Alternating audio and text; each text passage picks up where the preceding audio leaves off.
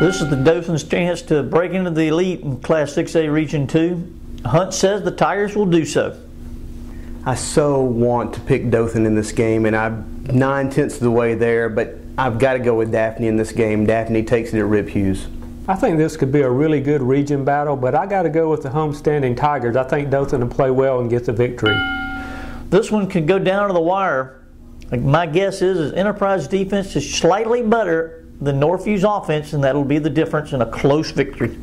I think I'm going to go with the home team on this one, although I could see this going right down to the wire, but Clark Quisenberry gets it done for Enterprise. Enterprise got the big win last week at Eufaula in overtime. I think they take that momentum and win again on Friday night, but it won't be easy. Go with the Wildcats.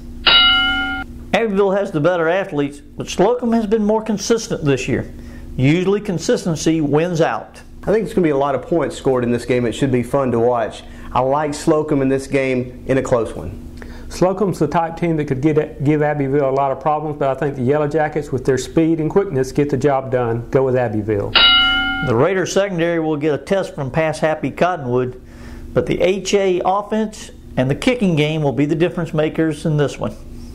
These two teams get together. It's always a fun game. Houston Academy's playing really well this season. Cottonwood's playing good too, and they've got it at home, but give me the Raiders. Houston Academy's been playing some good football. Cottonwood can put a lot of points on the scoreboard, but I think the Raiders win this one on the road. Providence Christian got hit in the mouth by Geneva County last week and didn't respond too well.